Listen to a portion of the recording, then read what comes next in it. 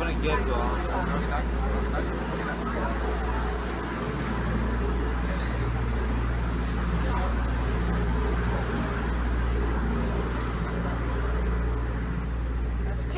weather seems to be a little bit unsteady today. We don't know if we will manage without the rain. We have rain ponchos in case anyone needs or wants one. I think it's better if I give them to you now, and you might, just put them on, and so you're safe. So everyone who wants a rain poncho will just raise their hand so I can go and give you one.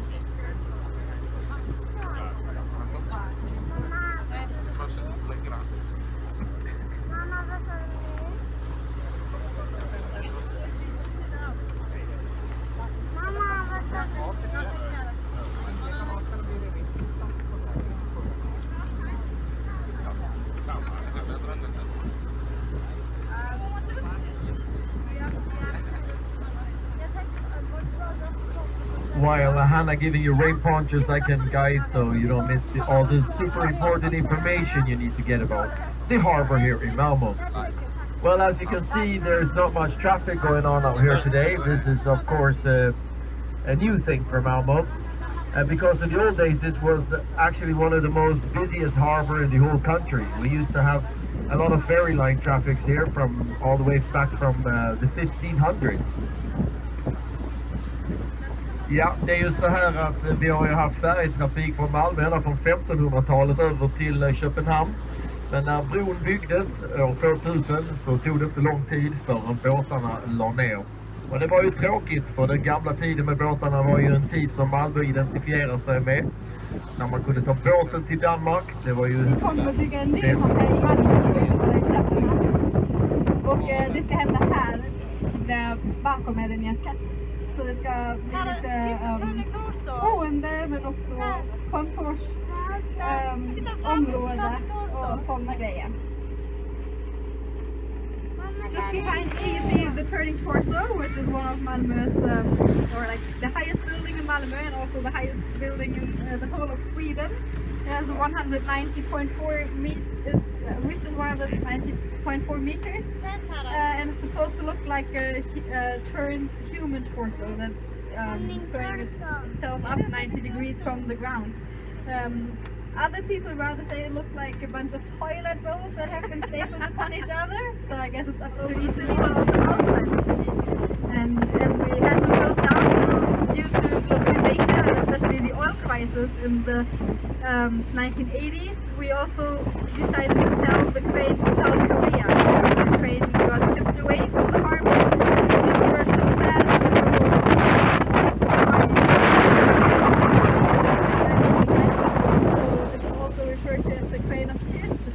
When the turning torso steps in as the new city icon and the new building that you are able to see from all around.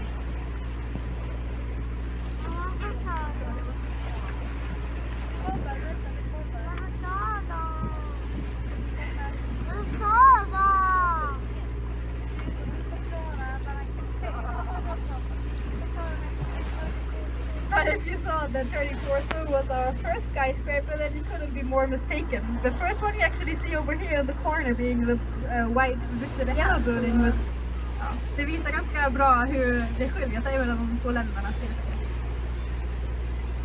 As we then had to close down the shipyard and there were no traffic boats or fisher boats leaving the harbor anymore, Malmö turned into quite some identity crisis, as we've always, it always has been built so much upon industry and history and the history and connection to the sea. That's one of the reasons you find Malmö University located just out here in the harbor, as an attempt to connect our past with our future and find a new path and a new future that instead should be built upon knowledge and technology instead. So you see a lot of words and quotes covering the facade. It's quotes from famous Malmö poets and singers, but also showing the words freedom and knowledge in a lot of different languages, just to show the importance and how international we want it to become.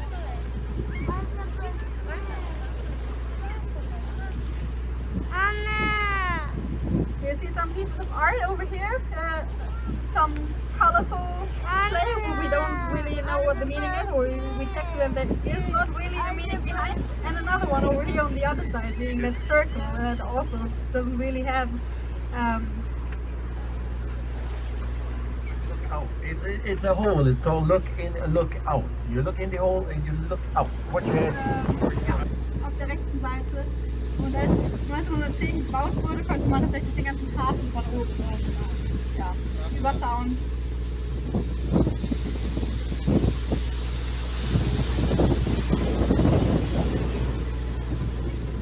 The bridge that we just passed is a special one. It's the oldest one that's still to be seen in Malmö, and it's the first one that could open itself. You can see over here, everything on the right side is the original coastline, and you still see the...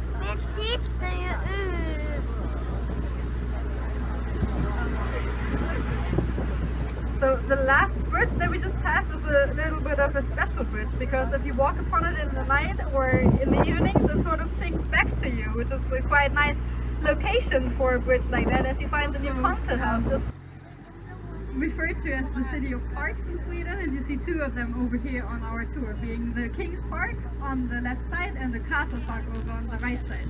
But the King's Park hasn't always been a park. Back in the days when we still belonged to Denmark, this is one of our oldest neighborhoods over here.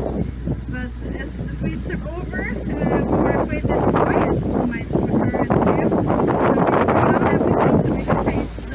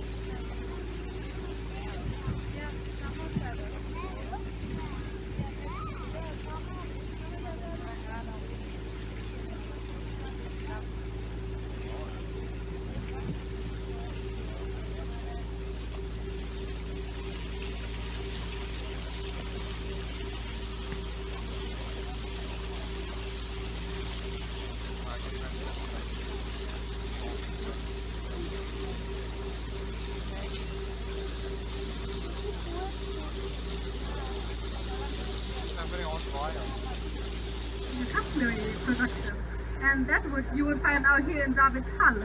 So the nice houses you see over here, they were only built in order to cover up the industry that was lying behind them. Så kockboken är inte bara skeppar, det är inte bara skeppar, men också för att slippa sådana saker. Och det är ju de här husen i Davids Hall. Så alla fina husen som man ser här byggdes bara för att typ cover up och gömma industrin som låg bakom där.